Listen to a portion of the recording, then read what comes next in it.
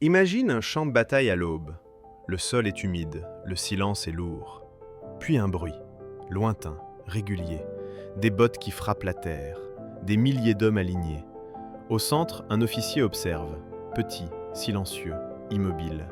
Il parle peu, mais quand il parle, tout le monde écoute. Dans quelques heures, l'Europe va trembler, car cet homme ne se bat pas seulement pour gagner une bataille, il se bat pour changer l'histoire. Il est général, il sera empereur, il sera exilé, adulé, craint, détesté. Son nom traverse les siècles, Napoléon Bonaparte. Napoléon naît en 1769, en Corse, une île rude, récemment devenue française. Les tensions sont fortes, les identités fragiles.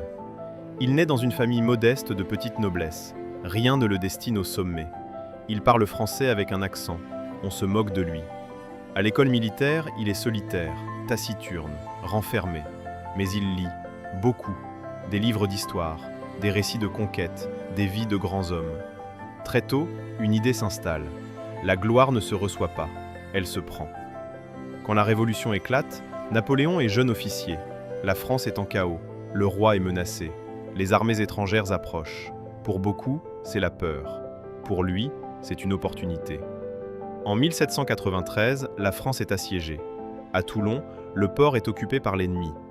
Napoléon propose un plan, audacieux, risqué. Il place l'artillerie là où personne n'y avait pensé. La ville tombe. Il n'a pas encore 30 ans, mais son nom commence à circuler. Très vite, il devient indispensable. On lui confie une armée, en Italie. Une armée mal équipée, mal payée, démoralisée. Napoléon la transforme. Il parle aux soldats. Il promet la gloire. Il promet la victoire. Il frappe vite. Il surprend. Il manœuvre. Les victoires s'enchaînent. Il comprend une chose essentielle. La guerre n'est pas seulement une affaire de force. C'est une affaire de vitesse, d'audace, de psychologie. Napoléon devient un héros national. À Paris, le pouvoir tremble. En 1799, Napoléon franchit un pas décisif. Il renverse le gouvernement.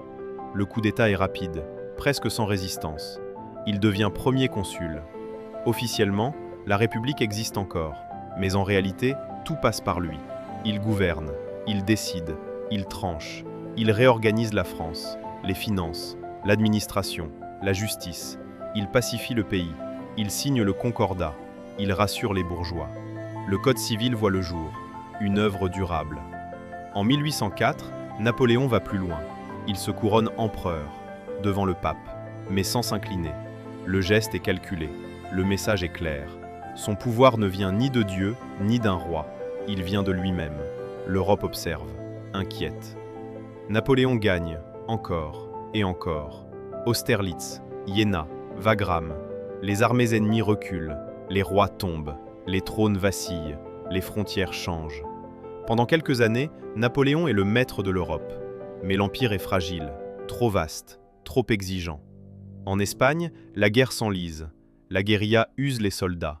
Puis vient 1812, la Russie. Napoléon avance, toujours plus loin.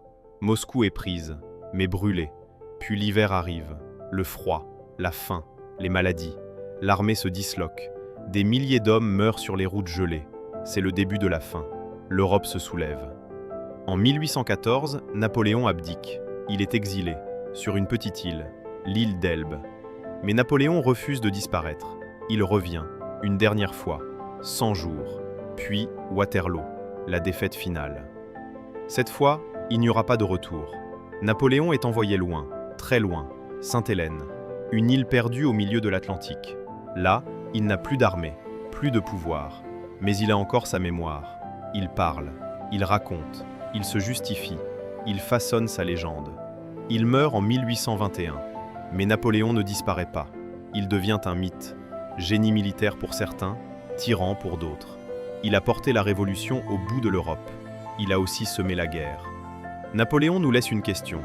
Jusqu'où un homme peut-il aller quand son ambition rencontre l'histoire? Car derrière l'empereur, il y avait un homme. Et derrière une volonté plus forte que son époque.